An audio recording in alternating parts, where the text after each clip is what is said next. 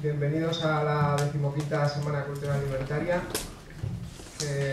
Este año se celebra, pues en un momento bastante significativo a nivel social y político.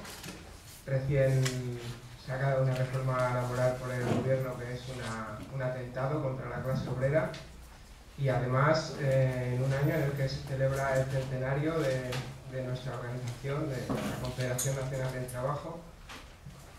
Y pues hemos preparado estas charlas con mucho entusiasmo, mucho empeño y mucho estrés, porque claro, coincidía con la preparación de otros eventos que han coincidido con estas fechas. Y pues comentaros un poco que en esta semana cultural tenemos ya en marcha, de hecho, una exposición que ha empezado el día 1 y está hasta el sábado que viene, si no me equivoco, ¿no? Día 15, hasta el día 15, vale. En el Centro Cívico Bailarín Vicente Escudero, todas las tardes y todas las mañanas, ¿no? Se puede entrar a cualquier hora. Vamos a tener 4 charlas que versarán sobre historia, arte y básicamente economía y la reforma laboral del momento en el que estamos viviendo, porque eso consideramos que es preocupante y importante que los trabajadores y nosotros, los propios afiliados del sindicato, como trabajadores también, estemos enterados de lo que pasa y de lo que ha pasado, de lo que es nuestra organización y de lo que debe ser y hacia dónde queremos llegar.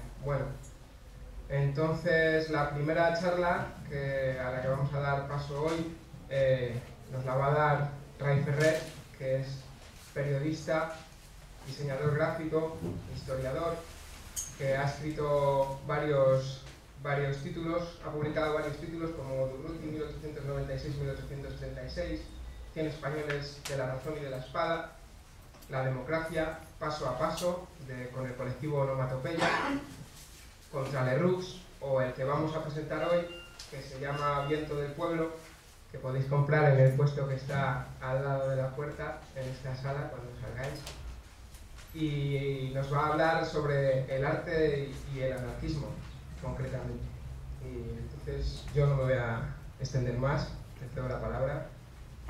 Estupendo. De entrada os tengo que decir que este libro se llama La democracia, paso a paso, se tenía que llamar La democracia paso a paso. Sabéis que no voy a leer estos folios, no os asustéis.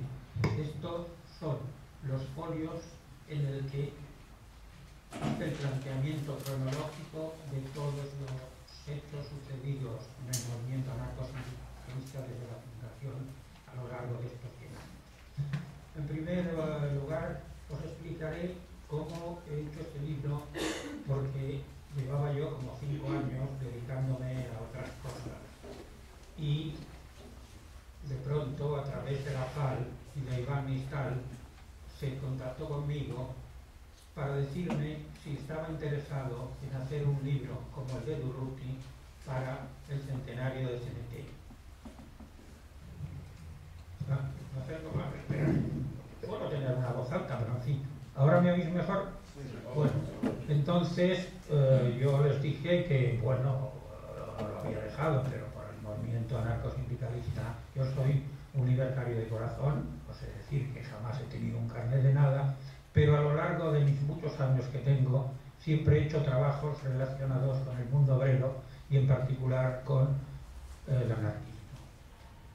Hice hace mucho tiempo el libro de Durruti porque hay una historia de mi infancia que creo que me impactó mucho. Mi madre estaba en Barcelona cuando se tropezó. Ella cosía uniformes para las milicias de Aragón en Barcelona con una máquina de coser Alfa. Y un buen día salía, era una jovencilla, yo por supuesto soy un hombre nacido en la posguerra, se tropezó con un entierro que la dejó un poco impactada. Eso yo lo contaba en la introducción de mi libro de Durruti. Y yo, siendo muy niño, estaba en el hospital enfermo y le preguntaba quién era este hombre. Y ella me dijo que en aquel momento no lo sabía, que le dijeron que era un trabajador, un libertario y que había muerto en Madrid de forma sospechosa. tuve esto en mente mucho tiempo mientras yo hacía otro tipo de trabajo. Yo trabajé en la editorial Bruguera, etcétera, etcétera, hasta que un buen día, con un grupo de amigos, formamos el colectivo Onomatopeya, que tuvo grandes éxitos y se publicaron sus páginas en Por Favor, en revistas muy conocidas, El Viejo Topo, y finalmente me quedé yo en solitario, que no tenía ningún interés en trabajar como dibujante. En mi época de Bruguera yo quise ser dibujante, pero luego entendí que no era mi camino. Pero cuando me quedé en solitario con la escisión del colectivo, porque nos quisieron procesar por una página en Por Favor en las que se nos acusaba de injurias al ejército, yo me planteé, ya que en ese momento estaba sin trabajo, hacer un libro sobre Durruti, investigar sobre Durruti. Lo hice, el libro lo publicó Planeta, funcionó todo muy bien y esto me acercó cada vez más al movimiento libertario, a la historia de España. En realidad conozco bastante bien el siglo XVIII, XIX y el XX es el que más digo.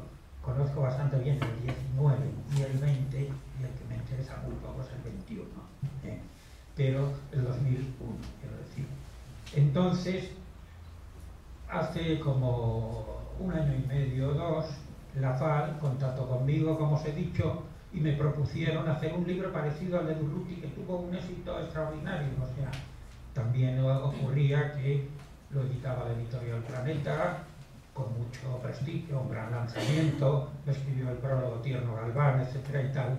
Pero, bueno, yo he seguido haciendo trabajos en periódicos relacionados siempre con la cultura y particularmente con el movimiento obrero. Entonces nos pusimos de acuerdo, pero claro, esta gente me avisaba con menos de 10 meses de tiempo para que el libro se publicara el año del centenario. Total, que estuve trabajando, subió un poco más mi tensión porque soy un poco hipertenso, pero finalmente hicimos el libro. Parece que está gustando el libro porque está dirigido especialmente a la juventud. Algún presentador del libro en Barcelona ha dicho que este libro mío debería ser un cartón de escuela, y yo creo en ello. Es un libro, como veréis, que tiene una parte gráfica y un texto riguroso, historicista, porque yo he escrito libros solo de texto. Fue un esfuerzo hacer el libro, y prueba de ello es que además el mayor esfuerzo para mí fue la cronología de 100 años desde la fundación hasta aquí. Dije a la FAL que yo terminaba el libro con el atentado, la voladura de la Sala Scala, en la que el poder político, los Martín Villa de turno, Suárez y compañía, y el propio Tarradellas, que ya estaba en Barcelona, montaron un tinglado porque se asustaron viendo el éxito de las jornadas libertarias en Barcelona pocos años después de la llegada del periodo de la transición a la democracia. Total, he hecho este libro que tiene unos planteamientos que se inician con los orígenes de la idea anarquista, cuando los discípulos de Bakunin llegan a España, y entonces están todos los grandes pioneros, entre ellos por supuesto Anselmo Lorenzo, el dibujante José Luis Pellicer. Luego ya hay que hablar de los catalanes, el Noy del Sucre, Ángel Pestaña, etcétera, etcétera. Entonces, al mismo tiempo va encadenando la realidad de los procesos que se están dando en España. Vamos a pasar, antes que nada, además, después de hablar de los orígenes, cómo llega el discípulo de Bakunin a España, hago una reflexión sobre cuál es la situación del país España con la monarquía de Alfonso XIII, que es un hijo póstumo, como sabéis, de Alfonso XII, y que empieza su reinado siendo un niño y es tan impresentable como su padre y como todos los Borbones en España y en el mundo han sido. Después de esta reflexión de la situación del mundo del trabajo, ya sea en la agricultura, en las fábricas, la emigración a Cataluña, entramos a la conflictividad que se desarrolla hasta la llegada del año 10, en el que por fin en Barcelona, en el Teatro de Bellas Artes, se funda la CNT. La CNT tiene como una idea base la CGT francesa de aquel periodo, que nada que ver con la realidad actual. Hablamos de quienes están en la fundación, decimos cuáles son los postulados, qué es lo que se pretende, que es unificar el movimiento obrero de ideología anarquista, si puede ser, pero también de cualquier ideología que tenga claro que hay que entrar a saco contra el poder político y económico que gobierna en España desde mucho más allá de la Constitución de Cádiz, vamos a decir así. España siempre ha sido y ha estado marginada por el poder real y por el poder económico. Seguimos con la fundación del CNT, luego ya empieza la lucha obrera teniendo claro que hay que ir a una revolución proletaria que ellos llaman comunismo libertario. Grandes figuras que surgen, atentados y asesinatos, hay la época terrible con la dictadura anterior a la dictadura de Primo de Rivera, con Primo de Rivera, del pistolerismo barcelonés, porque hay dos grandes movimientos anarquistas. Uno está en los orígenes, en los inicios del siglo en Andalucía, pero luego se traslada a Cataluña, donde hay una movida realmente fuerte y donde van a parar muchos anarquistas de otras ciudades, como el equipo de los Solidarios, con Jover, con Durruti, con Ascaso, etc. Todo eso está desarrollado con unas imágenes que proceden de imágenes fotográficas de la época o de documentos históricos e incluso de viñetas humorísticas, porque y como dice con el libro de Lerroux, en el que conté la historia del personaje tan nefasto como fue Lerroux, que cuidado, fue el jefe de gobierno con la República durante 3 legislaturas, hasta que el extraperlo lo envió al garete y supo que iba a haber un levantamiento y se largó a Portugal, porque ya lo tenían todo programado. Entonces vamos viendo que la patronal monta un sindicato para entrar a saco contra los obreros revolucionarios. Crean la ley de fugas, gentes como Martínez Amido, como el que será luego Primo de Rivera, que era el gobernador de Barcelona, que finalmente será el dictador de la década de los 20, etc. Se habla luego del segundo congreso, donde ya se unifican las bases exactas de lo que pretende CNT, que es entrar a saco con el poder y, si es posible, colectivizar las tierras, las fábricas, etcétera y tal. Una utopía que, por suerte, se hará realidad en un periodo muy corto, en los inicios de la Guerra Civil, pero en el que se demuestra que esta gente del trabajo podía hacer lo que quería en un mundo de libertad, lejos de la tutela del poder político y económico. El Congreso de Sants del año 18 es importante. La etapa sindicalista y el pistolerismo, ya os he hecho algún comentario, pues ellos con la ley de fugas pues detenían a un anarquista que había participado, vete tú a saber si solo en un meeting, se lo llevaban y en un momento determinado o hacían una cuerda de presos o le decían vete que no diremos nada, y cuando la persona salía le disparaban por la espalda con la ley de fugas inventada por gentes como Martínez Amido. Y esto es un periodo muy fuerte del que se ha escrito mucho porque Cataluña lo sufrió, pero los libertarios realmente belicosos, en cuanto a que tenían claro que ojo por ojo, diente por diente, ellos hicieron lo mismo y se cargaron una serie de patronos. Daos cuenta que, por ejemplo, la familia Muntadas, propietaria de la España Industrial de Barcelona, es la que pagó a los pistoleros que mataron a Francesc Layret, que era un abogado laboralista, amigo del Noi del Sucre, que además el Noi del Sucre era pintor y había pintado su casa, y quiero decir que no paraban mientes.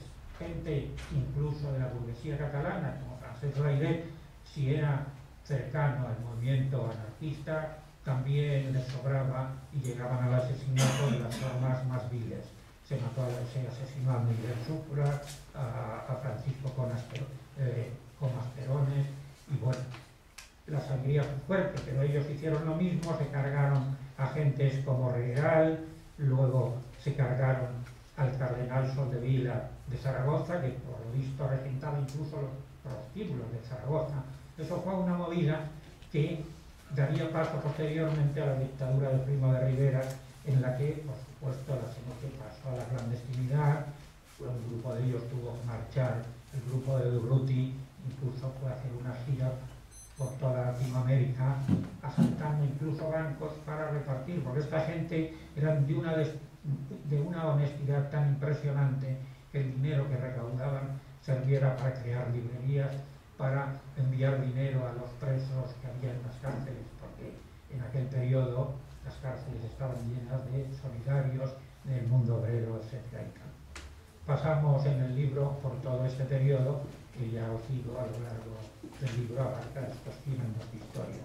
Luego llega el periodo de la Revolución Republicana, en el que los anarquistas esperan lo que nos va a suceder, porque se inicia una reforma agraria que queda realmente ridícula. Siguen habiendo los grandes latifundios en Andalucía, en Cáceres, etcétera, etcétera. Todo eso se explica, pero se explica de una forma de periodista.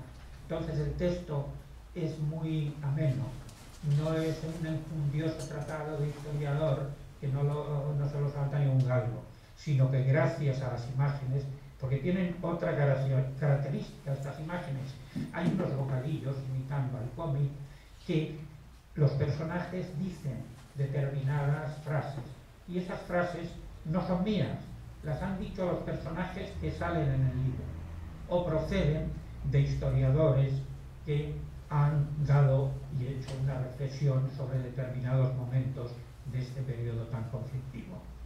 La Revolución Republicana, que acaba, como sabéis, con un levantamiento, en todos estos periodos, en realidad, por ejemplo, no os he dicho que durante la dictadura de Primo de Rivera el único sindicato legalizado era la UGT, porque siempre la UGT y el Partido Socialista ha jugado a los bandos del poder, y esa especie de creencia que nos quieren hacer de que ellos han luchado mucho por el movimiento obrero. Hay que recordar siempre que en un año como este, en el que muchos de los logros que consiguió el mundo obrero y especialmente el anarcosindicalismo de CNT, estamos a punto de perderlos.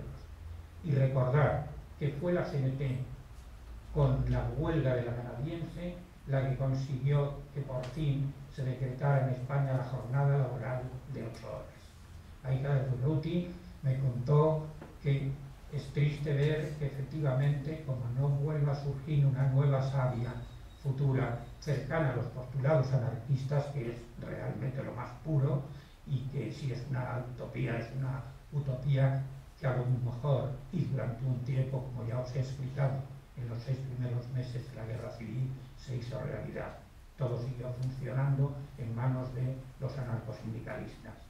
Luego las trifulcas entre el Partido Comunista y todos los elementos enviados desde el estalinismo acabaron coartando todo lo que intentó CNT-FAI y, por supuesto, el movimiento militar fascista que se levantó contra un gobierno legítimo que era el Frente Popular.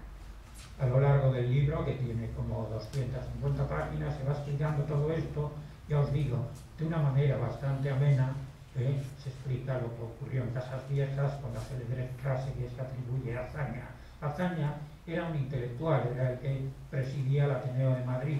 Este señor era un señor como Lluís Companys, eran gente sin sangre, que lúcidos como hombres de la cultura lo eran, pero no servían para el poder, porque para ejercer el poder en un momento tan conflictivo como aquel había que tener además unos buenos cojones, y esta gente no los tenía.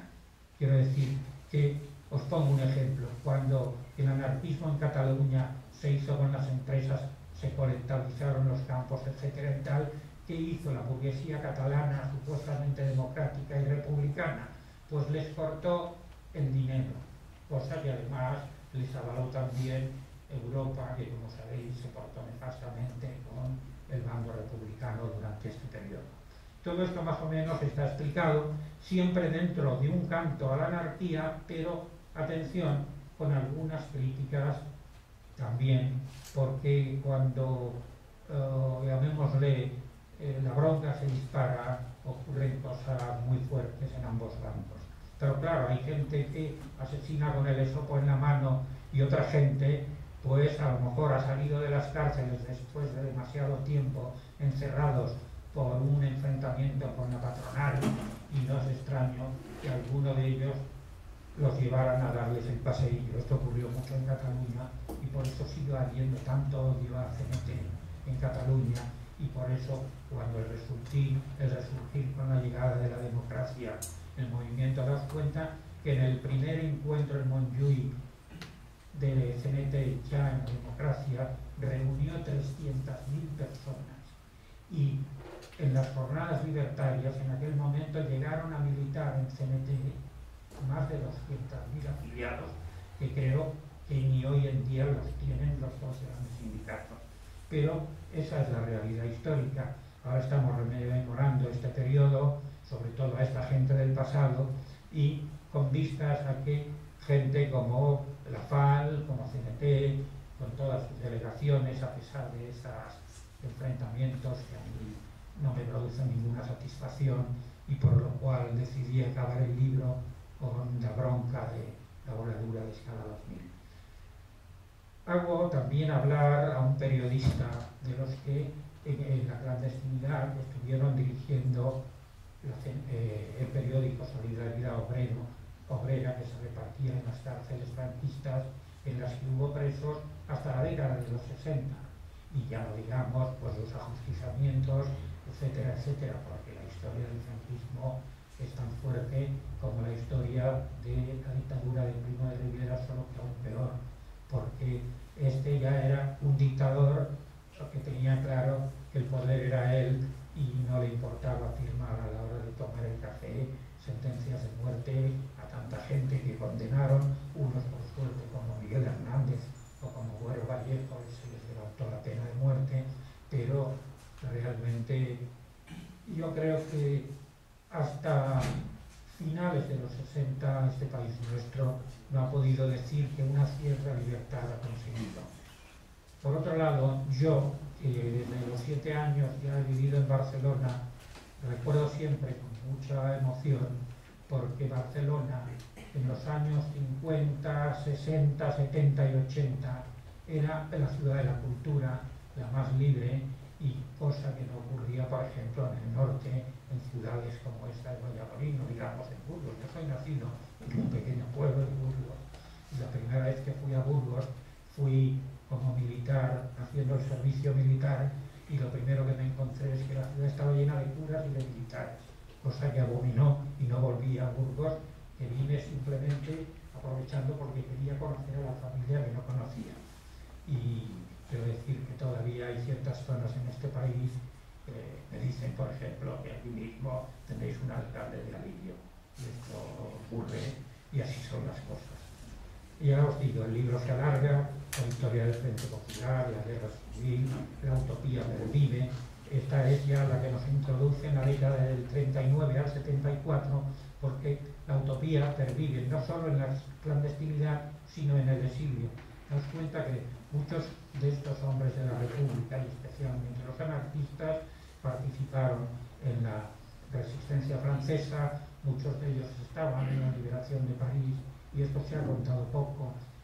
Luego se habla en este último periodo que llega al 74, pues los últimos asesinatos de Franco, de Gremado y Delgado, que se les acusó de una supuesta bomba que ellos no habían puesto y se les ejecutó, y el último hombre de CNT, anarquista, era lo que ocurrió con el joven Puigdemont, que es una historia un poco fuerte, porque la burguesía supuestamente de izquierdas catalana no hizo nada para impedir la ejecución de este muchacho.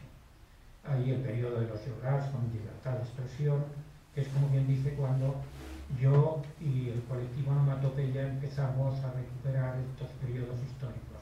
Luego, el último capítulo es el retorno a la legalidad. Cada capítulo no se acompaña de una frase tomada de un historiador, de un militante de CNT, o de un no militante, como yo en Dos Pasos, por ejemplo, pero cercano a CNT, y además con una viñeta humorística de Carlos Azagra, gran amigo mío, el hombre del anarquismo, con el que yo tengo una relación fraternal. Finalmente, doy paso a un texto que escribió la FAL, en el que actualiza hasta hoy mismo los hechos ocurridos dentro del sindicato anarquista, con todo ese periodo que yo os he comentado, de discusiones, de patrimonios, que ha creado también situaciones poco agradables de recontar. Esperemos que se rectifique y podamos de nuevo purificar. Mi libro que en este año del centenario todos los grupos anarquistas, feministas, hicieran un poco de puño para ver si movemos este puñetero país que sigue siendo un país por hacer. Y con esto más o menos termino lo relacionado con el libro. Quizá os podría leer, por ejemplo, un par de cosas para que veáis cómo está tratada la parte literaria del libro, y os voy a leer la página que habla de Puig-Antich. Dice: el 2 de marzo de 1974, en la cárcel Modelo de Barcelona, los esbirros del dictador Francisco Franco ejecutan bárbaramente, mediante garrote, al joven anarquista Salvador Puig-Antich, acusado de la muerte del policía de la Brigada Político-Social, Francisco Álvarez. Estudiante de medicina, Puig-Antich era conocido entre los amigos como el Mecha, el médico, y había formado parte del movimiento ibérico de liberación MIL. Le detuvieron el 25 de septiembre de 1973 y durante el tiroteo en el que murió el policía de la BPS, el joven libertario catalán recibió 2 balazos en la mandíbula y en el hombro. Sin piedad alguna, el tribunal militar le consideró culpable de la muerte de la gente y le condenó a morir agarrotado. De todo el mundo llegaron peticiones de clemencia. La ira de los demócratas, los antifascistas y los libertarios desencadenó en Europa y América una ola de protestas que llegó hasta el Vaticano. Pero el viejo dictador, con el torturador guerra civilista Carlos Arias Navarro como presidente del gobierno, no tuvo piedad alguna con el muchacho. Ese mismo día se ejecutó también al garrote al joven apátrida Ernst Chez, que el franquismo utilizó para apolitizar la ejecución del primero, asesinando a un pobre migrante. La falta de reacción política por parte de la Asamblea de Cataluña dio alas al grupo teatral Joglars para la creación de su espectáculo de denuncia La Torna.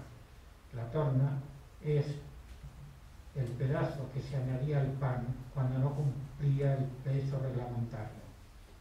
La creación de su espectáculo de denuncia La Torna, que después de su estreno fue prohibido por el gobierno Arias. Nació entonces la campaña ciudadana exigiendo en España libertad de expresión. Y hay un poema que yo he escrito que dice: mataron a Puig-Antich al despuntar la mañana, mientras el ogro dormía y todo el país callaba. Y dice: la víspera de la ejecución se intentó movilizar al pueblo de Barcelona para que se manifestara delante de la Modelo, pero los políticos catalanes miraron para otro lado. Más o menos está narrado de esta forma los bocadillos que dicen ya los personajes, como ya os he explicado. Lo he recogido, por ejemplo, un campesino que está en Andalucía arrastrando sus mulas, dice una frase que me hizo y me recordó a Antonina Rodrigo, que se decía entonces cuando el poder político intentaba entrar a saco sobre los pobres campesinos, y decían ellos: en mi hambre mando yo. Todo el libro es muy ameno, y os digo que gráficamente surge de fotografías o documentos de la época, y ha sido un trabajo de recreación de todo ello. Eminentemente está dirigido a la juventud, pero bueno, si ocurre como con el libro de Urruti, realmente lo ha leído mucha gente, lo conserva mucha gente, que me ha venido ahora en la presentación en distintas ciudades de España del libro, y bueno, me ha provocado una cierta emoción. Creo que hemos de acabar de hablar del Viento del Pueblo, porque en su momento, los que queráis podéis tenerlo, leerlo y criticarlo a vuestro antojo también. Porque ocurre es que no solo tengo que hablar del Viento del Pueblo, sino que yo había ofrecido hacer una conferencia. Una de mis especialidades, aparte de haber sido crítico literario de novela popular, es todo lo que es el área artística, no solo del anarquismo, sino soy gran conocedor de los grandes ilustradores mundiales, de revistas como Punch, como Harakiri, etcétera y tal, algunas de las cuales, para las cuales yo he trabajado. Entonces ofrecí dar una conferencia Y hay el problema, que es que como todo esto se ha improvisado con una cierta velocidad, porque claro, he estado aquí en Valladolid trabajando también con la jornada de huelga general, etcétera y tal. Entonces yo he traído, porque habitualmente cuando doy una conferencia pues paso unas diapositivas en una pantalla para que la gente vea quiénes y qué dibujaban o qué pintaban o qué carteles realizaban estos artistas. Me han dicho que además andamos porque el centro tiene que cerrar a una hora determinada, entonces dejo. Luego quizá, incluso si alguien me quiere preguntar cosas, pues yo estaré encantado de contestaros y tal, pero creo que quizá ahora sería mejor que diera la conferencia de los artistas del anarquismo, que cubre todos los campos, el del humor, el del cartelismo y el de la pintura. Este es un texto que he escrito con vistas a convertirlo en conferencia, pero que se va a publicar en 2 o 3 publicaciones en las que yo colaboro. Y empiezo también recogiendo todos estos 100 años y lo mucho que han dado en sí gráficamente y socialmente el movimiento. Y dice, y esto sí que lo tengo que leer: ahora, cuando se cumple el centenario de la fundación en Barcelona de la CNT, resulta gratificante hablar de algunas de las gentes más olvidadas de la lucha obrera anarcosindicalista, más concretamente de los artistas del pincel y de la pluma, que pusieron con sus dibujos, grabados y carteles la cara y los ojos a la ideología libertaria desde la llegada de la idea anarquista a España de la mano de Josep Zenelli el año 1862. Y no era fácil hacerlo, porque durante aquel tiempo de borbones y latifundios, los hombres del campo y de la fábrica estaban ausentes de la cultura y la alfabetización por intereses espurios de los políticos y del poder económico y político.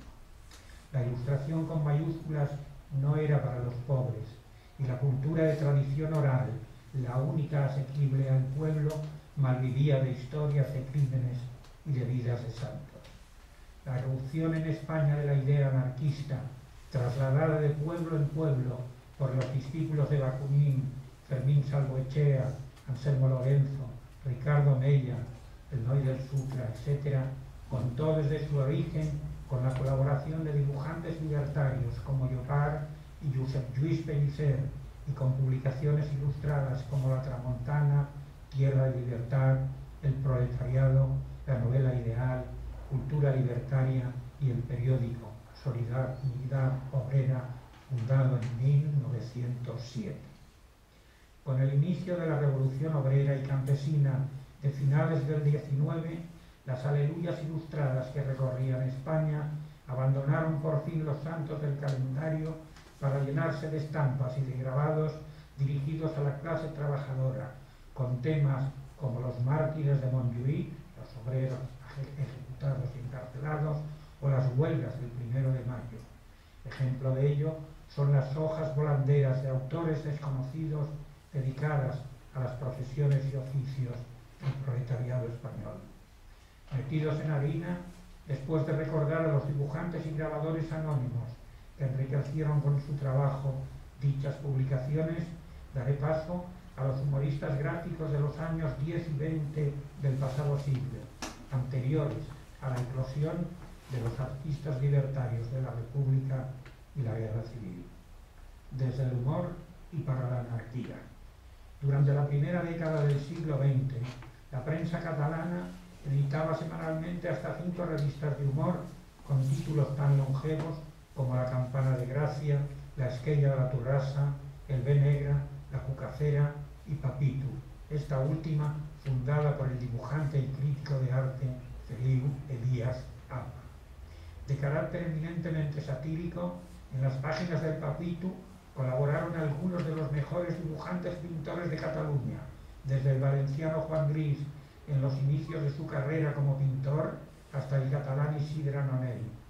Junto a estos hombres, compañeros de correrías en la tertulia de los Quatre Gats, vale la pena recordar a tres genios del dibujo humorístico, Picarol, Xavier Nogués Babel y Ricardo Piso, cercanos ideológicamente a los postulados anarquistas de la Barcelona obrera que en 1910 saludaba con entusiasmo el nacimiento de la Confederación Nacional del Trabajo, CNT.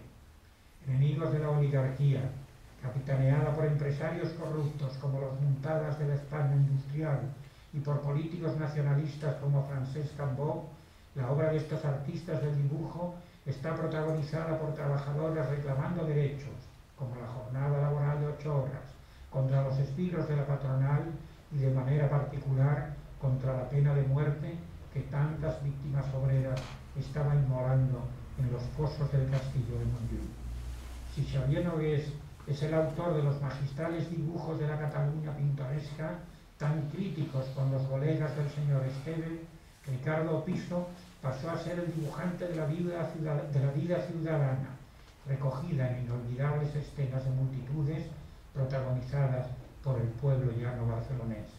El maestro Picarol fue por su parte el mejor caricaturista de la época, y sus dibujos en la esquella de la Torrasa, dedicados a gentes como Martínez Anido, Pic y Pont, Lerroux, Cambó y compañía, son el mejor reflejo de la vergonzante clase política y empresarial de la Cataluña noucentista.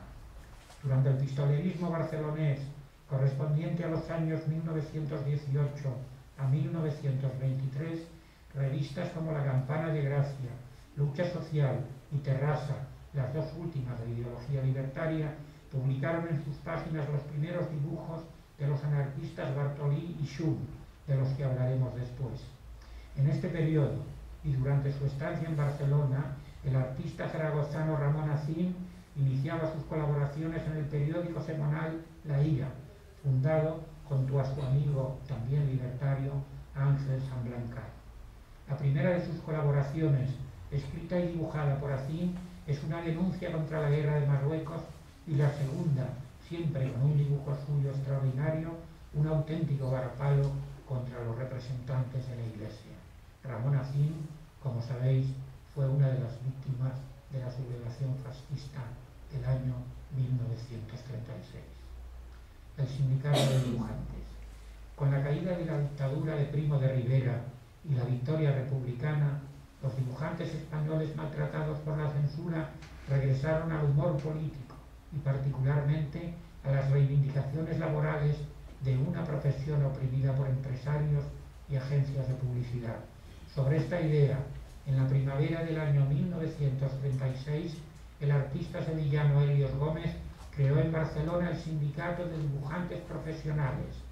Anarquista en su juventud y militante comunista entonces, Helios Gómez, que había estado en la cárcel modelo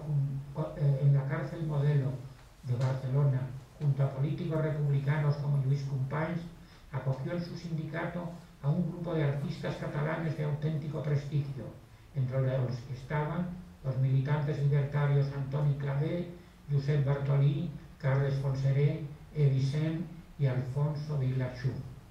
Instalados en principio en la Plaza Real, con el estallido de la Guerra Civil, los anarquistas del sindicato, con Bartolí y Fonseré a la cabeza, requisaron el Palacio de Barberá en las calles Canuda y Puerta del Ángel, donde iniciaron su actividad en defensa de la República en guerra. La historia grande de este sindicato, participado en principio por hombres de la CNT y la UGT, incluye la creación de carteles, la incautación y edición de revistas como Papitu y La Esquella de la Torrasa, que se siguieron editando con un contenido de enfrentamiento con el levantamiento fascista y contra incluso el poder del nacionalismo catalán. Dice, la realización de escenografías y exposiciones, la rotulación de trenes, la publicación de diarios del Frente y la aventura personal de todos ellos, que además de dibujar en estas publicaciones, conocieron toda clase de penurias, escisiones políticas, muerte en los frentes de combate y años de exilio y olvido junto a los perdedores de la diáspora republicana.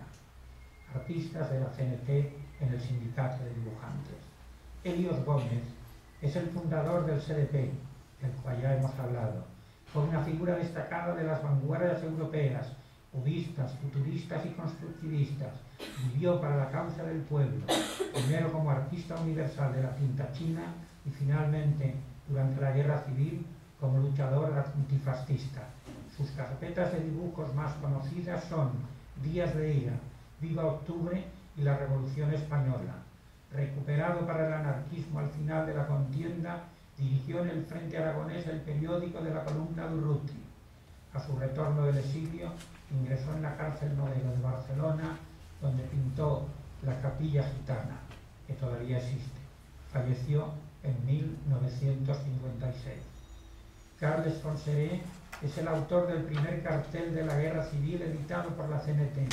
Luchador por la causa libertaria, su obra de cartelista universal está reconocida como una de las más importantes del periodo bélico. Ya en el exilio huyó de los campos de concentración franceses, donde descubrió pronto que no todos los vencidos eran iguales. Asqueado de los políticos de cualquier ideología, trabajó en México como fotógrafo y cartelista, hasta su retorno a Cataluña, donde falleció el año 2007. Josep Bartolí, que murió en Nueva York a los 85 años, fue uno de los primeros ilustradores de temas políticos en periódicos y revistas como La Veu de Cataluña, Papitu y La Esquella de la Torrassa. Artista decisivo en los orígenes del sindicato, cultivó durante la guerra todos los géneros: el dibujo humorístico, la pintura, la ilustración y la escenografía. En su experiencia en los campos de concentración franceses, Bartolí realizó el libro Campos de Concentración. Autor también del libro Calibán, durante su exilio norteamericano trabajó con un éxito extraordinario para Hollywood como escenógrafo. Participó en algunas de las mejores películas de los años 40 y 50. Alphonse Vila-Schum, un personaje extraordinario, el dibujante y caricaturista catalán amigo de Bartolí, era conocido en la CNT como el poeta. Anarquista de acción durante las luchas obreras, en 1920 quedó malherido de una mano mientras manipulaba una bomba. Condenado a muerte e indultado, siguió ilustrando libros desde el penal del Dueso hasta su puesta en libertad por el gobierno republicano.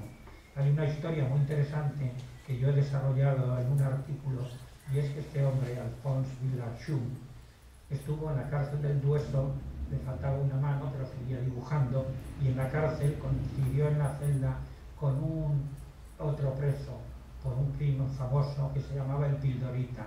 Es uno de los autores, él no participó en el asesinato, pero formó parte de la tropa del famoso crimen del Expreso de Andalucía. Y hicieron los dos un libro en la cárcel en el que Pildorita escribió unos poemas extraordinarios y Schum lo ilustró. Salieron en su momento finalmente en libertad con la República ya instaurada. Este hombre era discípulo del gran Bagaria, un dibujante catalán que era el que tenía su viñeta en el periódico El Sol de Ortega y Gasset, y quizá la más grande figura del humorismo gráfico que hemos tenido en España. Fue discípulo de Bagaria. Schum fue uno de los humoristas más activos del sindicato. En 1939 pasó de los campos de concentración al exilio. Trabajó en Cuba y en los Estados Unidos como decorador de cine. Falleció en México el año 1967. Otro grande, uno de los más grandes pintores que ha dado España, de la talla de un Picasso, muy amigo de Picasso, es Antoni Clavé, que comenzó como ilustrador y cartelista en el mundo del cine y de la prensa barcelonesa. Este era un hombre que cuando empezó como cartelista cinematográfico se enfrentó a los estudios cinematográficos de Hollywood y dijo que él no hacía carteles de cine en el que tuvieran que salir los retratos de los protagonistas. Y creó unos carteles que son, como quien dice, el mayor vanguardismo a la letra que se ha conocido dentro del cartelismo cinematográfico. Afiliado al sindicato desde su fundación, durante la Guerra Civil trabajó como decorador de escenografías para el Teatro de la Guerra. Era un hombre catalán, nacionalista, anarquista, pero lejos de los postulados del separatismo y la gilipollez que ahora impera en Cataluña. Comprometido con la causa republicana, vivió el conflicto desde una visión personal más cercana al anarquismo que a las izquierdas estalinistas. Al finalizar la guerra, se exilió en Perpiñán, donde realizó su primera exposición el año 1939. Afincado definitivamente en Francia, inició su carrera como pintor de vanguardia, con influencias de Edouard Vuillard y Pierre Bonnard. La obra de Clavé se inscribe en la Escuela de París junto a la de Picasso, Miró, Juan Gris y Antonio Saura, quizá las figuras más destacadas de esta escuela de españoles, no en el exilio pero casi. Tres figuras de la escuela valenciana. Clavé, por supuesto, en el exilio porque ya os he comentado que no regresó, como quien dice, a España más que en alguna exposición. Y ya con la democracia, por supuesto. Tres figuras de la escuela valenciana. Ahí hay otra gran escuela del cartelismo extraordinario. Desde la aparición del cartel litográfico en las postrimerías del siglo XIX, Valencia competía con Barcelona en la producción cartelística, una realidad que se puso de manifiesto durante los años de la República y la Guerra Civil. Entre los artistas valencianos más prestigiosos destacaron durante este periodo el comunista Josep Renau, maestro del fotomontaje, y los anarquistas discípulos de John Herzl, el alemán, y los anarquistas Manuel Monleón y Arturo y Vicente Ballester. Todos ellos profesionales concienciados que se dejaron prender por el espíritu de la guerra para dar forma en la soledad de sus talleres a lo que sentían ante la presencia inesperada del fascismo. Los hermanos Ballester, Vicente y Arturo, que se habían iniciado en el cartel publicitario durante la juventud, dibujaron algunos de los mejores carteles de la Guerra Civil, trabajando indistintamente para la CNT y la UGT. A pesar de ser rivales de profesión, ambos colaboraron con Josep Renau, con quien coincidían en agresividad artística tanto en el dibujo como en la palabra. Eran grandes mitineros, por otro lado. El estilo de los dos hermanos, de tipo realista, con algo de Art Deco, terminó enfrentándolos hasta la separación definitiva entre ellos. Terminada la guerra, el uno desapareció, no se ha sabido apenas, y Arturo, en cambio, fue depurado artísticamente y malvivió en una especie de exilio interior, como tantos otros, trabajando como ilustrador y portadistas casi en la clandestinidad. Él es el autor de las mejores portadas de la editorial Cervantes de gentes como Jack London, Somerset Maugham, etcétera y tal. Quizá para mí estos dos hermanos son los mejores cartelistas dentro de la tradición de la figuración, no dentro, como bien dice, de un intento de llegar a un modernismo casi cercano a los postulados de la Alemania de la gran época del cartelismo. Manuel Monleón es otro de los grandes artistas del cartelismo republicano y anarquista. Se interesó por el naturalismo y el esperanto, como la mayoría del movimiento anarquista, como sabéis, y fue uno de los primeros grafistas valencianos que empleó la técnica del fotomontaje como arma ideológica y propagandística. Por la agresividad de sus carteles, vivió durante los primeros años de la dictadura recluido en los campos de concentración y en las cárceles franquistas. Falleció en 1976 después de trabajar durante años como cartelista cinematográfico e ilustrador. Es uno de los grandes artistas del cartelismo cinematográfico que luego los jóvenes de posguerra recogíamos del cine aquella especie de programitas. Él es uno de los que hizo y realizó los más prestigiosos juntos con gentes como Max, pero que de este otro del que estoy hablando no había una relación con el movimiento libertario. Ahora hablo de un humorista gráfico y dos pintores. Luis García Gallo, que falleció en Barcelona el año 2002, aprendió a leer en los tebeos de la infancia. Zamorano de nacimiento, estudió dibujo en la Escuela de Artes y Oficios de Achuri. Se inició como dibujante publicitario y posteriormente, durante la Guerra Civil, se pasó al humorismo gráfico. Anarquista vocacional, trabajó para la prensa libertaria, Tierra y Libertad, Solidaridad Obrera y Fragua Social. Autor de aleluyas satíricas, carteles y caricaturas, en 1938 se trasladó a Barcelona, donde siguió dibujando para la causa republicana. Exiliado en París, se hizo célebre con las historietas que publicaba en la revista femenina Jour de France, que firmaba con el seudónimo de Cook, que es Gallo, su apellido en francés. Antonina Rodrigo conoció a este hombre que regresó de París y del cual escribió un artículo extraordinario. Yo no llegué a tiempo de conocerle, pero este hombre en Francia fue una de las grandes figuras tan prestigiosas como, por ejemplo, Sempé, el ilustrador de las aventuras del pequeño Nicolás, y hizo una obra extraordinaria que yo y Antonina nos preguntamos por qué no se recopila todo este trabajo como debería recopilarse todo lo que esta gente hizo para las revistas libertarias, que es un trabajo que, como quien dice, se ha hablado de todos ellos, como yo estoy hablando ahora, pero sería muy bueno recopilar toda esta documentación. Y yo no sé si me dará tiempo, porque ya tengo cierta edad, pero estaría dispuesto a formar un equipo de gente para investigar sobre esto, porque esta gente ha estado muy olvidada.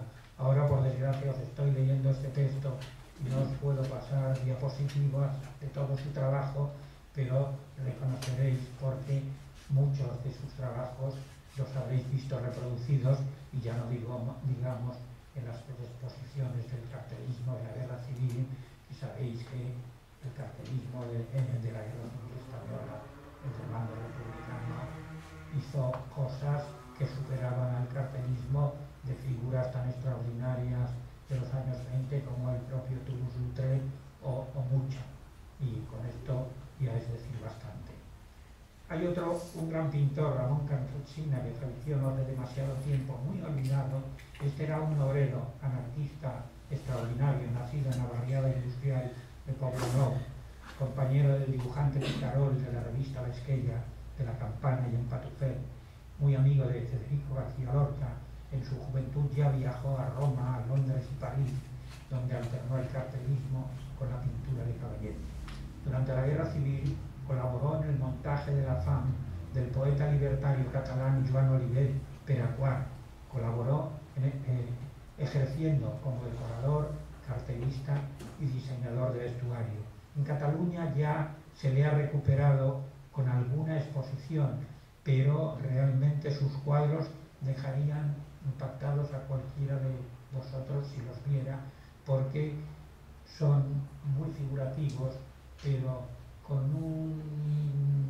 una visión tanto en cuanto a encuadre como a la figuración extraordinaria, equiparable a los mejores pintores de la época figurativa, llamémosle, de posterior al impresionismo.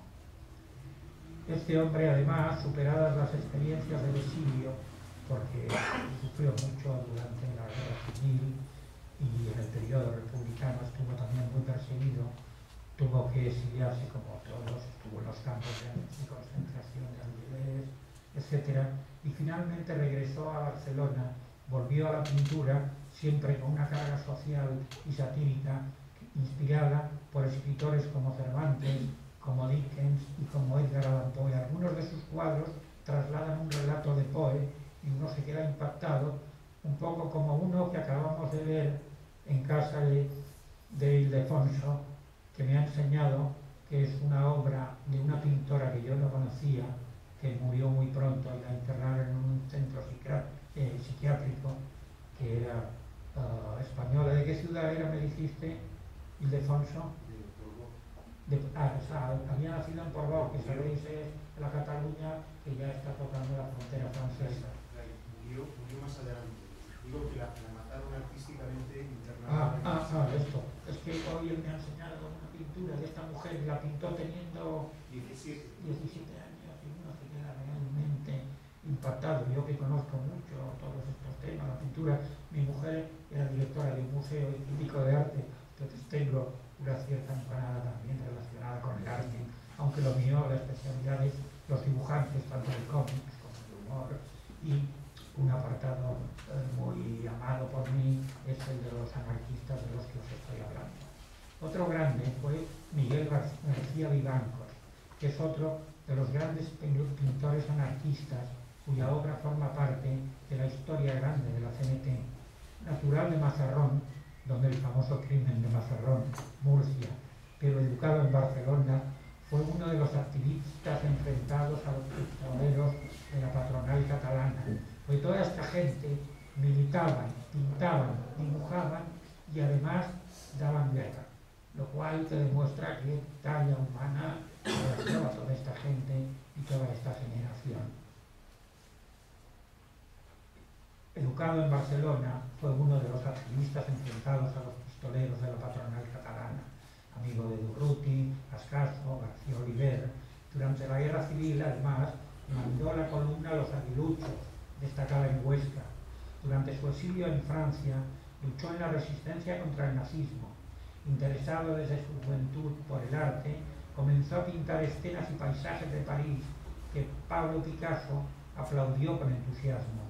Lo he introducido aquí porque está muy olvidado este hombre, Miguel García Vivancos, y es alguien que también deberíamos recuperar. Con la ayuda del malagueño, Pablo Picasso, conoció a María Cutoli, que se encargó de su primera exposición, era una galerista y agente artística, marchand, llamaríamos ahora, y se encargó de su primera exposición en la Galería Mirador el año 1948. Miguel Vivancos, que falleció en Córdoba en 1972, fue para André Breton un pintor naturalista que tenía el don virginal de descubrir el arte por sí mismo. Acababa esta conferencia con una frase del gran Carles Poncelet, y os digo, me apena mucho no haber podido proyectaros imágenes gráficas de todo el trabajo de Hilbert.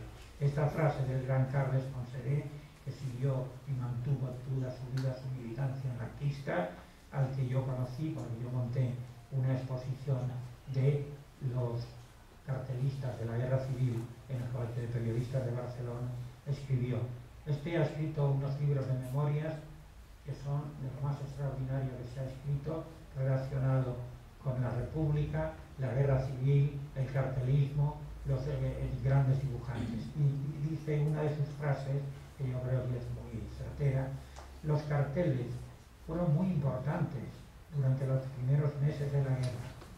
Fueron eficaces en el sentido de que a la gente que se habría desentendido de la revolución y no leía los periódicos de partido porque no les interesaba, el cartel les entraba por los ojos. Prueba de ello es que todo este cartelismo de este periodo ha quedado en los grandes museos. Permanentemente se hacen exposiciones, algunas con un comisario que lo decanta hacia un área determinada a nivel de ideología política, pero que en realidad yo he estado hablando únicamente los hombres del anarquismo y el arte, pero en realidad el arte y lo que se dice la lucha contra el poder y contra la dictadura y tal ha estado en muchos frentes de diversas y diferenciadas ideologías. Con esto creo que podríamos acabar, y como creo que tenemos tiempo porque aún no nos echan, si queréis irme preguntando alguna cosa, pues yo estaré encantado de contestaros y aquí estoy.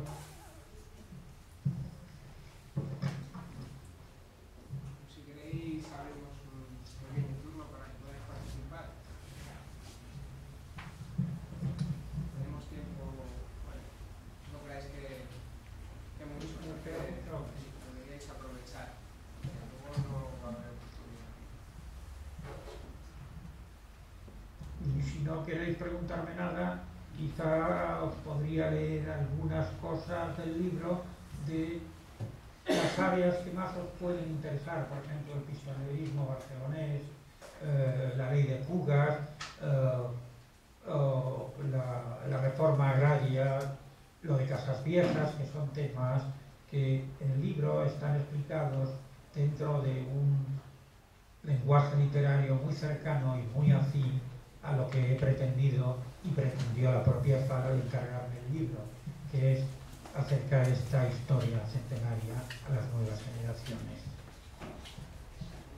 Ya preguntarte, Ray, esta generación de artistas surge un poco por la casualidad de que viene esa generación tan interesante como comentas, o se forman en, por ejemplo, los ateneos libertarios de la época.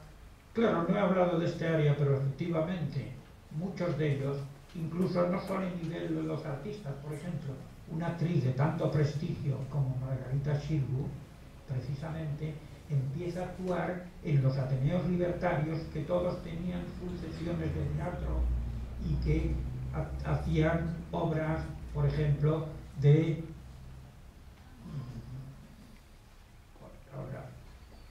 obras, llamémosle populares, del autor de Ángel Guimerá o de Santiago Rusiñol, pero paulatinamente ya veis dónde acabó una figura como Margarita Xirgu.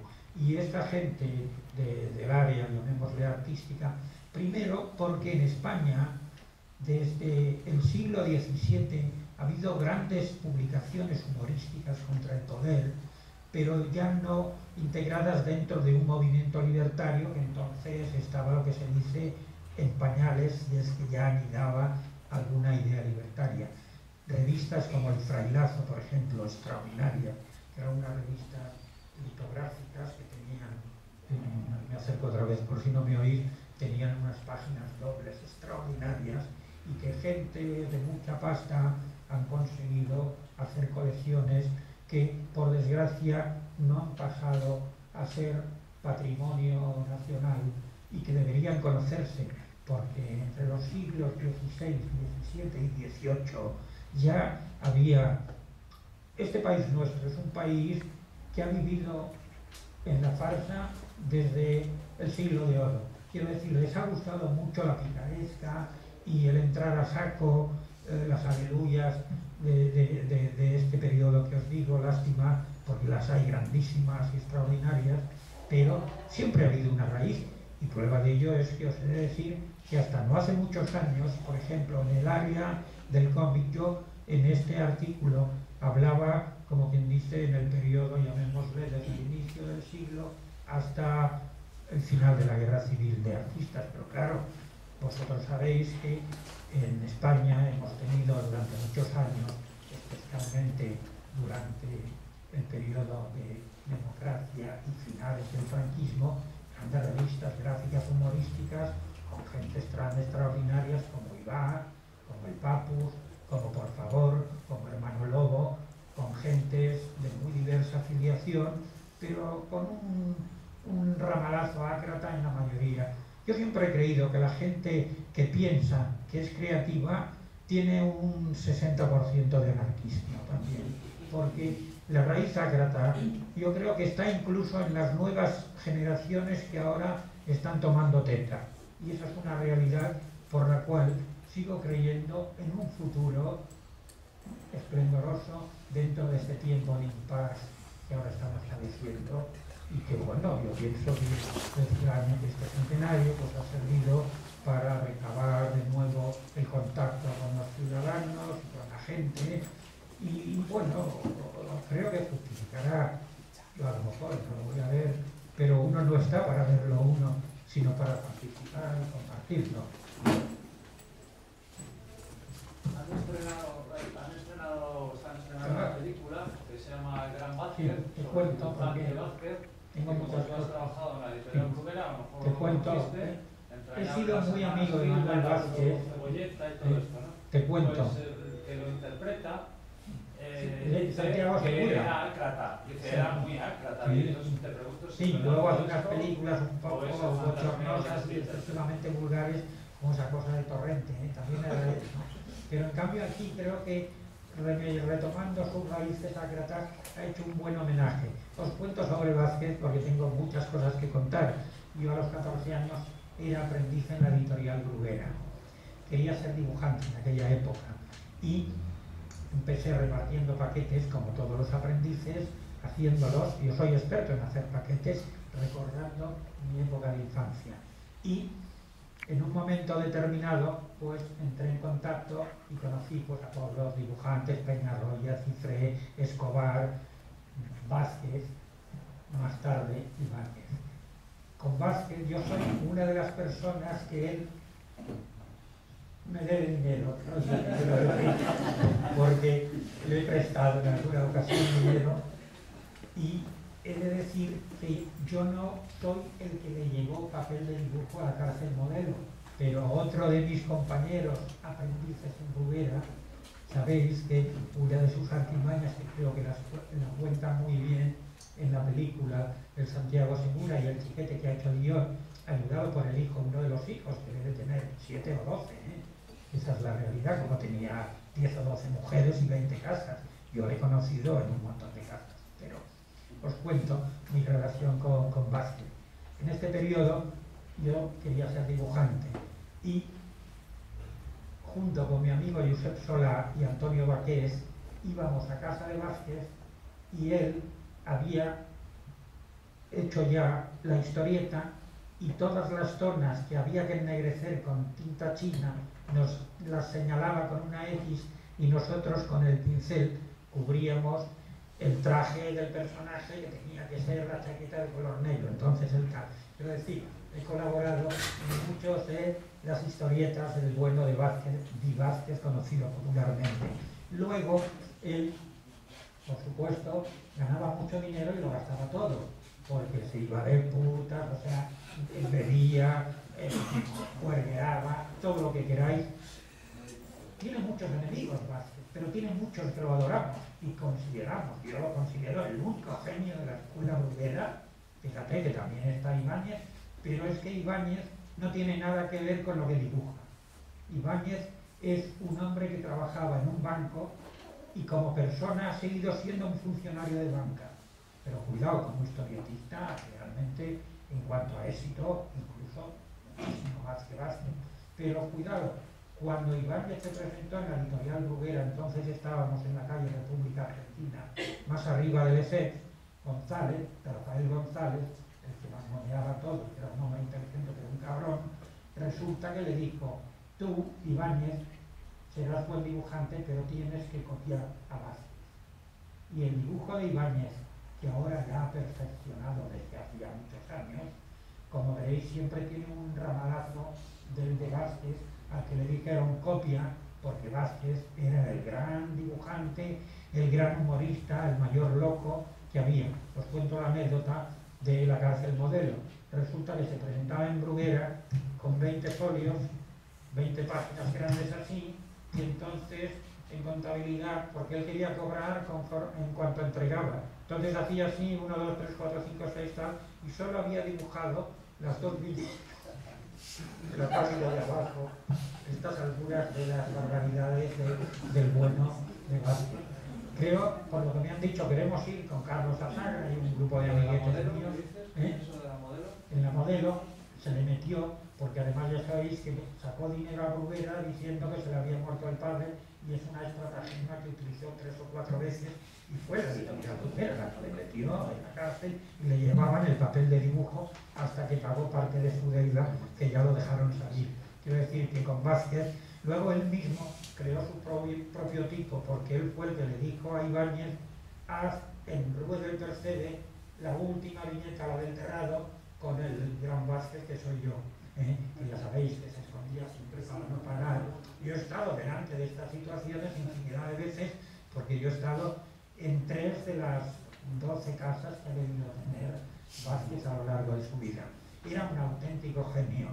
En el último periodo, además, hizo unas tiras de prensa políticas que creo que se han editado en un álbum que yo no lo tengo. Lo contrataron en un periódico que también subvencionaba a los políticos catalanes, etcétera, que se llamaba El Observador, y allí por primera vez hizo unas tiras diarias de prensa, de críticas sobre la actualidad política extraordinarias, porque él, junto con Carlos Azagra, son dos fenómenos en cuanto a la rapidez con que dibujaban, a la rapidez con que Vázquez. A Carlos Azagra los guiones le cuestan un poco más, pero también se los hace él, sus historietas y tal, pero Vázquez era un genio. Sus aventuras del niñito este que va todavía en un tal Bubú, no me acuerdo cómo se llama, luego Bubú luego ya no digamos el agente secreto, el Anacleto agente secreto. Yo tengo el libro original de Vázquez en mi colección particular.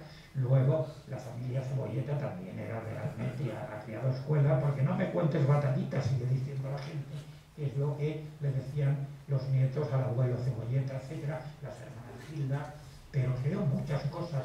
Hizo también un personaje que era un gitano, no sé si, porque además en Bruguera él no quería repetir continuamente las historietas y tenía tal capacidad en el Papus del último periodo.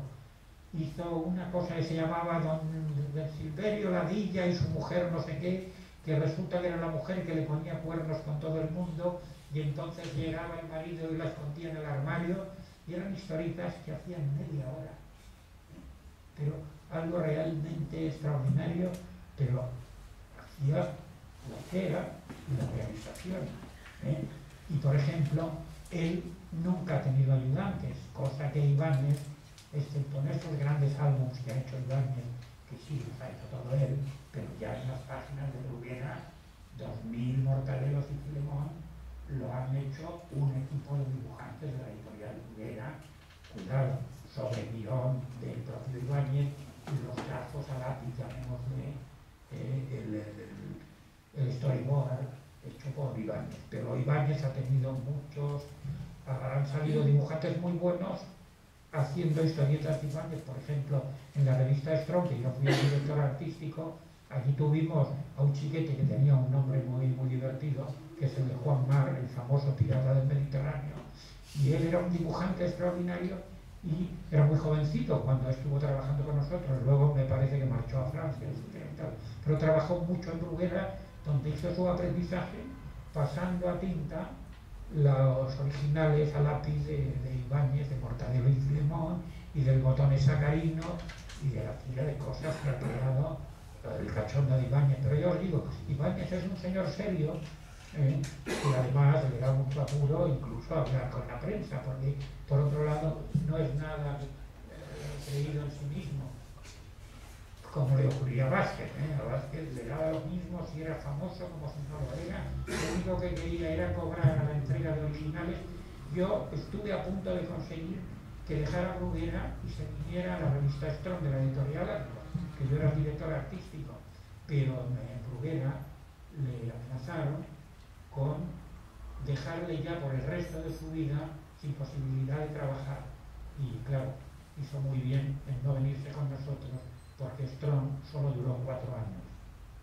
Con lo cual, lo que pasa es que él tuvo ya un definitivo enfrentamiento con Bruguera, y bueno, ya sabéis que finalmente Bruguera hubo una situación muy delicada, acabó todo el patrimonio de Bruguera, que lo compró Ediciones B, el Grupo Z, etcétera y tal, pero Vázquez no le importaba de pronto estar un día sin trabajo, porque luego en 10 días te hacía 40 páginas. Quiero decir que era algo extraordinario.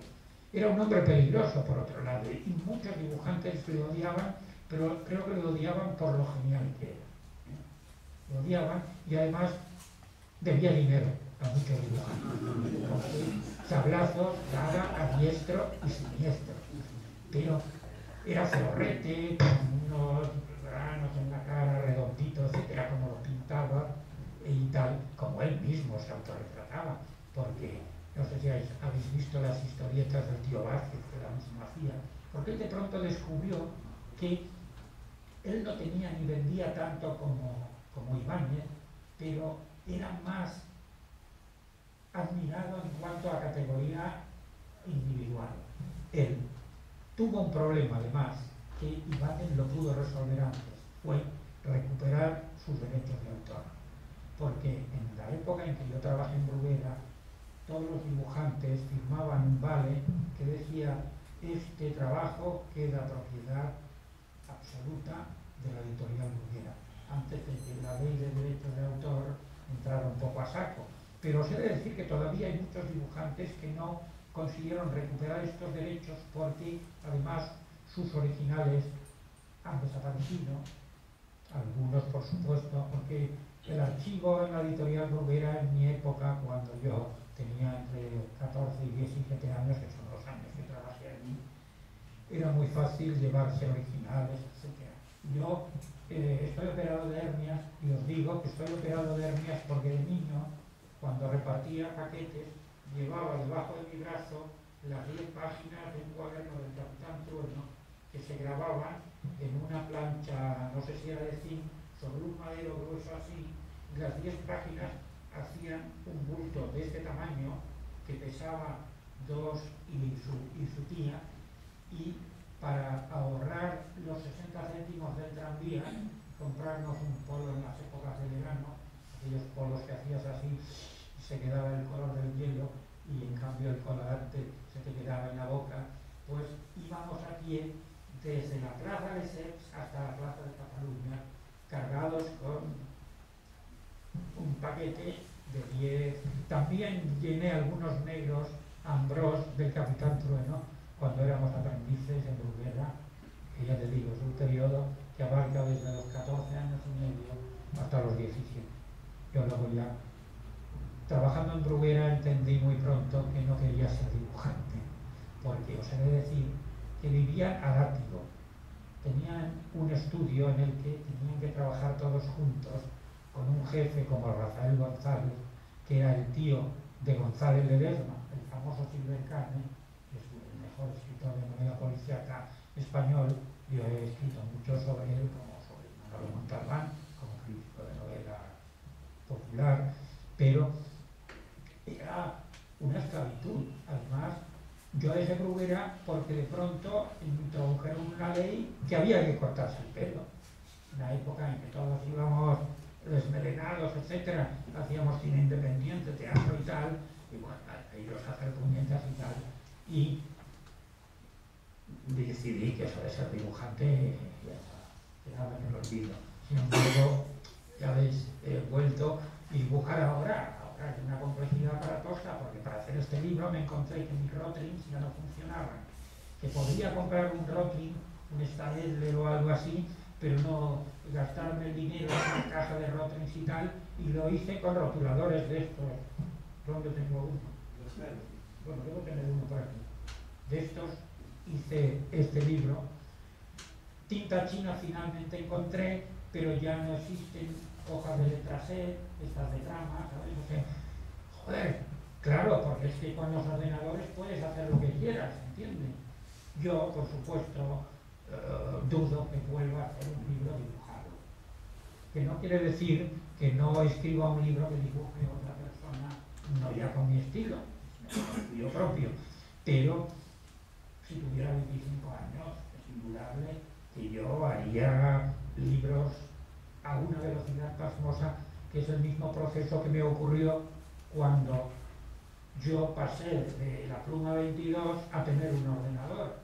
Claro, yo tardaba en escribir un folio a lo mejor un par de horas, y ahora puedo escribir en un par de horas 5 folios con un ordenador, porque ya no tienes que poner tipes para tal. Quiero decir que han avanzado tanto las nuevas tecnologías, los ordenadores y tal, que daría gozo tener 20 años en este momento, pero claro, lo digo yo pensando que tendría la capacidad y el conocimiento y la experiencia de ahora, que no la tendría. Pero en fin, éramos un poco ya gente avanzada en aquella época, porque Barcelona era una ciudad en la que se podía vivir. Yo os cuento que la primera vez que tuve un pasaporte, me fui y cometí el error de irme a Francia y a París en lugar de irme a Inglaterra, porque en París no me gustó nada cómo trataban a los españoles. Era la época de los obreros de la emigración, las criaditas, las bone, que eran españolitas, etc. Y había un maltrato de los parisinos, ¿no?, del sur de Francia, donde estaba la mitad del exilio en Toulouse, en Perpiñán, etcétera, etcétera. Y entonces no me gustaron nada. Me acuerdo que tuve un flirt con una chica belga y como ya estábamos haciendo teatro decidimos regresar. Pero si hubiese escapado como algún otro amigo a Inglaterra, no había vuelto, porque este país, la verdad es que con todo y el periodo este de que os estoy hablando, nunca me ha gustado demasiado. Nunca me ha gustado. No la ciudadanía, cuidado, porque claro, yo, ahora que soy mayor, digo, quiero ir al campo. ¿Dónde voy? Mi esposa es francesa, Francia. Hay zonas maravillosas de Francia, la Bretaña, la Lorena, etcétera y tal, pero los franceses siguen sin gustarme demasiado. Entonces, vas, por ejemplo, a Hervás, o vas a Bilbao, y vas a Cantabria, etcétera, y ahí la gente, coño, es que la gente, a pesar de lo jodido que está todo, está viva. Quiero decir, es receptiva, es abierta, coño. Ese carácter que tenemos, no sé si es porque somos muy mantas o tenemos mucho sol.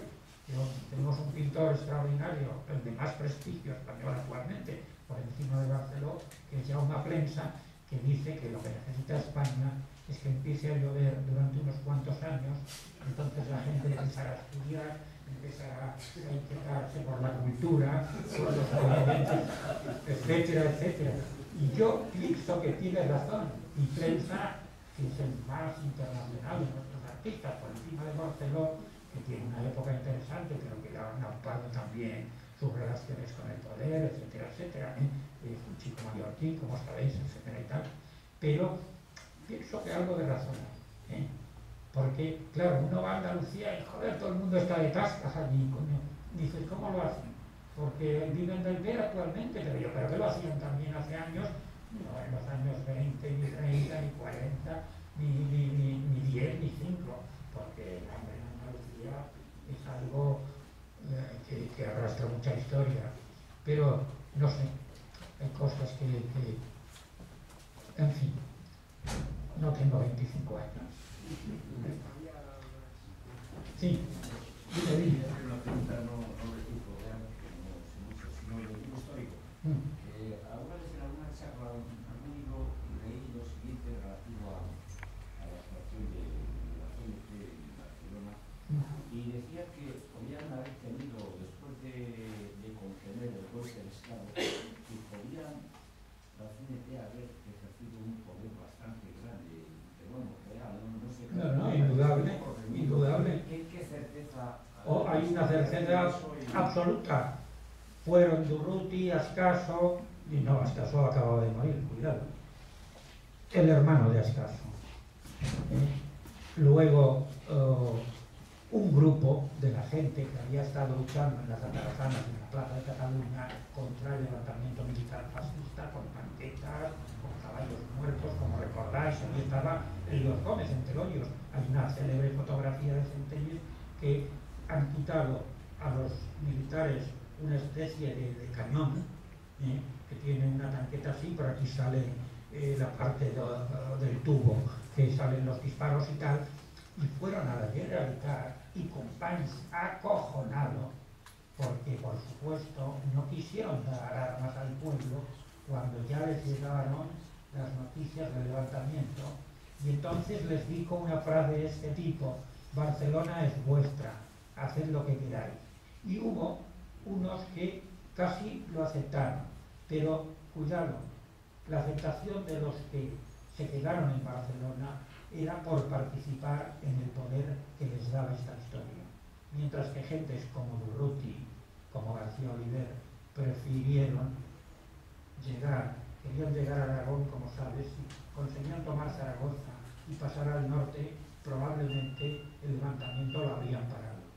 Pero fueron las columnas anarquistas hasta Bucaralós, donde privilegiaron las tierras y hicieron un buen trabajo, pero se encontraron que el armamento que tenía, llamémosle, el gobierno republicano, que había ya ocupado los cuarteles de los sublevados, lo desvió el gobierno de la Generalitat Generalitat, en el que no participaban ya un determinado grupo, pero en cambio participaban de Santillán, etcétera y tal, lo desviaron a las Baleares.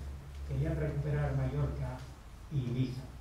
Elías Gómez estuvo en el barco que fue a las Baleares, que, como sabéis, hubo también una movida anarquista y revolucionaria bastante interesante, pero que se coartó en muy poco tiempo. Pero efectivamente, y no solo eso, sino que durante esos 6 primeros meses se obligó a la Generalitat a firmar la colectivización de empresas y de todo, pero cometieron el error de colaborar con el poder de la Generalitat, que estaba en Tarradellas, que ya os digo, él participó en lo de la sala Escala 2000, porque si alguien tenía el hombre que vino, ya aquí y tal, su tío que vivió todo el exilio, pero cuidado, amamantado con el dinero de toda la burguesía barcelonesa. Es decir, que no nos cuente historias y gaitas, porque le iban a ver los Cambós y todos estos ministros catalanes que tuvo el franquismo, que además asolaron construyendo toda la Costa Brava y desgraciándola para siempre, porque los catalanes no pueden presumir de demasiadas cosas, la burguesía catalana, no el pueblo. Claro, os he contado que después de las primeras movidas a finales del siglo XIX en Andalucía, y la situación tan jodida para la supervivencia, es cuando empiezan a desplazarse de las zonas de los latifundios a Cataluña, que llegan con motivo de la Exposición Universal, los primeros. Yo hablo en el libro, hablo un poco todo esto.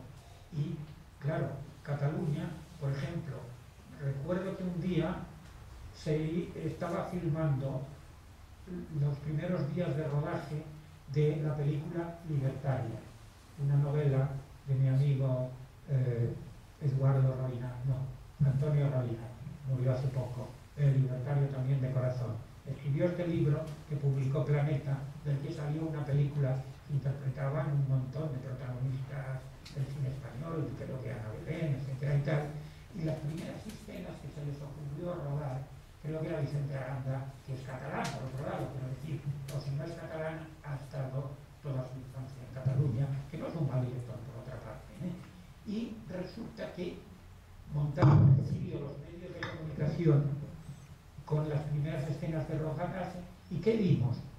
Las paredes del escenario al lado de Santa María del Mar, en las que empezaron a rodar, estaban llenos de carteles anarquistas en catalán. Y cuando se difundieron en las televisiones, en la Tele3, etcétera y tal, por lo visto hubo un veto porque eso no era real. Sabéis que hubo muchos anarquistas catalanes, pero la mayoría era gente de la inmigración y del campo, llamémosle de las asociaciones del Bloc Obrero y Camperol, pero que no tenían la empanada del idioma. ¿Sabes lo que quiero decir? Durante ese periodo, como sabéis muy bien, la Generalitat creó escuelas, colegios, se volvió, pero no decían, como el franquismo nos ha jodido, ahora vamos a suprimir un idioma por el otro. Se podía hablar lo que se quisiera, pero desde luego la movida anarquista, daos cuenta que toda esa inmigración que llegó a Cataluña como trabajadores de los talleres de las empresas textiles, que entonces estaban en auge, había textiles hasta en el puerto de Barcelona, grandes empresas, que ahora todo eso ha quedado desaparecido, porque el empresariado catalán es un empresariado que un día alguien tendrá que hacer la historia, porque el abuelo monta una fábrica, el hijo la mantiene y el nieto la vende, que es lo que ha ocurrido en los últimos 60 años en Cataluña. Y todavía nos van con las profecías de que ellos son muy... ¿Pero qué me estáis contando? Sí. Cuando entraron las tropas de Franco en Cataluña, en Barcelona, la gente lanzaba las cosas que tenía republicanas o anarquistas a la calle y montaba fogatas como en la época nazi en que había que exterminar tal, y recibieron con parabienes, etcétera. Solo hay que ver esos documentales que no se emiten con demasiada frecuencia. Quiero decir que, y hablábamos de tu pregunta, que no se ha contado nunca bien la realidad. Yo creo que se equivocaron, como se equivocaron los anarquistas en entrar en el gobierno durante la Guerra Civil, en el gobierno de Largo Caballero, que quizá era el menos hijo puta de todos los que vinieron después. Pero hay mucho que contar de todo esto. Y por otro lado, yo me encuentro también en la situación en que pienso que como el poder político de un lado o de otro está utilizando permanentemente la guerra civil para tener enfrentados a los ciudadanos, no sé si casi sería el momento de no hablar más de que no hablaran más que los historiadores, no los políticos. Porque los políticos siempre arriman el ascua a su bolsillo, ¿sabes lo que quiero decir? Pero bueno, eso es complejo, etc. Yo por otro lado os digo, no soy un historiador al uso, soy más un divulgador, periodista, que ahora están saliendo gente joven en el periodismo, interesadas en ver las cosas desde una visión un poco más lúcida, menos aquí vamos a cargarnos tal. Yo de joven leía los libros de Tuñón de Lara y de Pierre Vilar, etcétera, y me gustaban mucho, los tenía como libro de cabecera. Y los primeros trabajos de onomatopeya, yo no me atrevía a escribir los textos. Cogía atestados de este tipo de historiadores, etcétera y tal, y luego descubrí que los tenía que escribir yo diciendo lo que yo pensaba de las cosas y no ese mensaje tan partidista que se da y se ha estado dando hasta muy recientemente. Y ahora más o menos te he contestado, pero habría que indagar un poco porque es una realidad, hubo una cierta bronca, pero había gente que quería tocar poder, que es lo que ocurre permanentemente. Pero en aquel momento histórico, pues como sabéis, resulta que ellos no quisieron entregar armas al pueblo, como no se las quiso entregar el Casares Quiroga en Madrid. Menos mal que los anarquistas habían saqueado en el puerto y tenían armas, porque ya sabían lo que se avecinaba. Os cuento la historia de la esposa de Durruti. Durruti y Emilien, francesa, una librera que conoció en París en el periodo de la dictadura, que tuvo que exiliarse,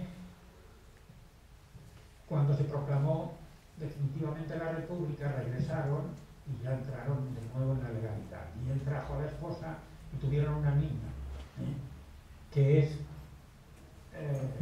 Emilien y ella, ¿puedes saber tanto? Colette, con la que yo estuve comiendo en Ceret no hace demasiados años. Y ellos ya sabían lo que se estaba preparando con la victoria ya del Frente Popular, en la que esta vez los anarquistas dieron libertad de voto, diciéndole sobre todo que, claro, que no se votara a los partidos que habían estado oprimiendo al pueblo, incluso en el periodo republicano, que en realidad eran todos, esa otra realidad, pero votó anarquismo, mucho anarquismo, y por eso ganaron. Ya sabéis que ganaron por muy poca diferencia, ganaron el Frente Popular, etc.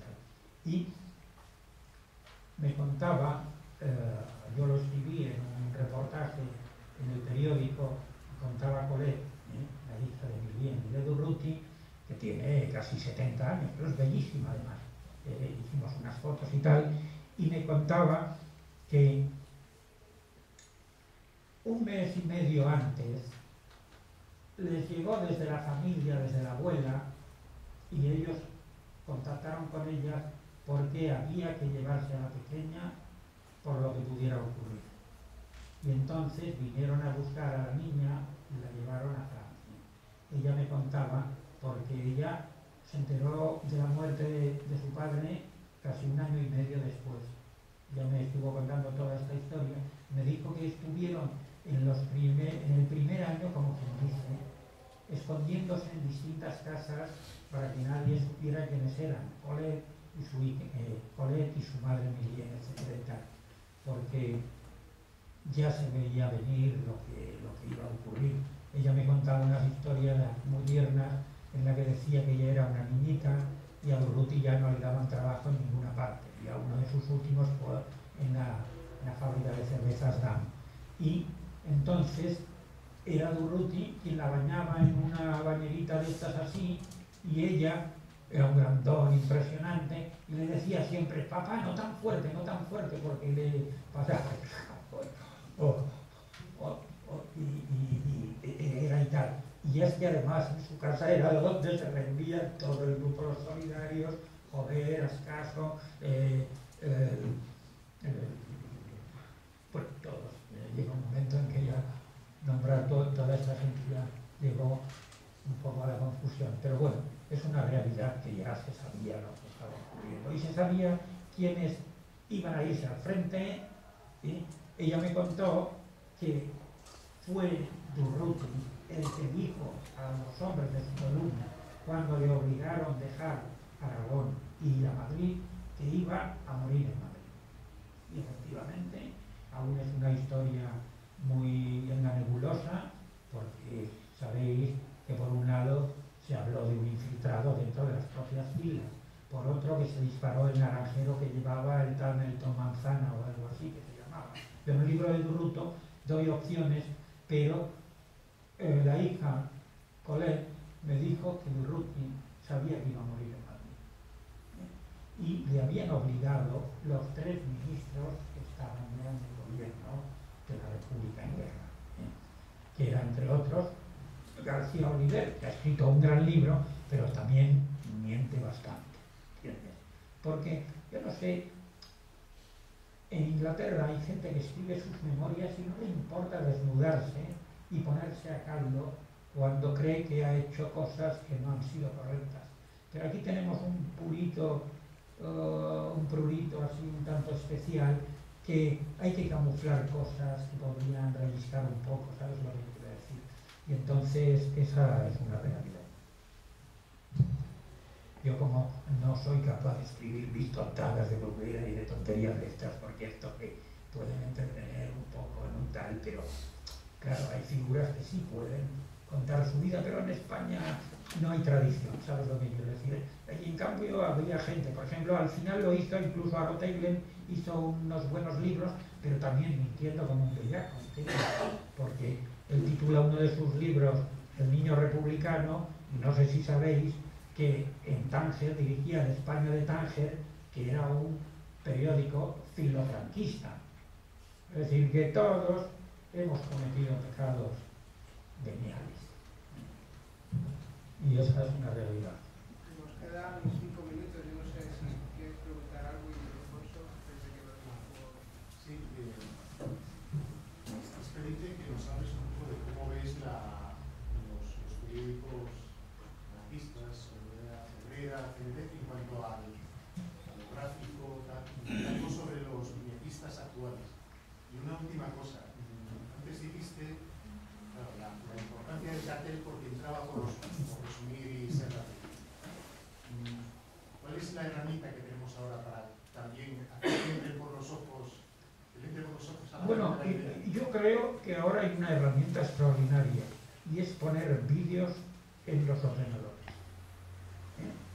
Poner esos documentales que existen y que se conocen muy poco. Yo pondría, porque yo incluso cuando me grabaron a mí el mío, yo lo vi y me pareció que, bueno, había tenido que improvisar tanto y algunas cosas a lo mejor las habría dicho con otras palabras, etcétera y tal, con todo, y que estoy satisfechísimo.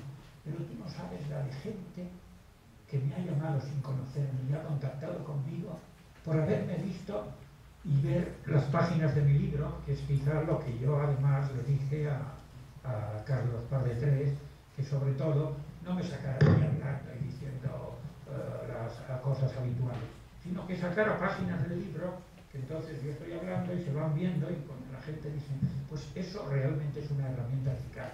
Luego, la gran escuela de dibujantes que tenemos, daos cuenta que aquí ahora no existen revistas revista, llamémosle de cómics y tal, pero sí fanzines que sigue haciendo la juventud. Y entre ellos tiene que salir una escuela de gente de mucho talento, porque siempre la ha habido. ¿Sabes lo que quiero decir? En España hay mucha agilidad, quiero decir, y hay creatividad.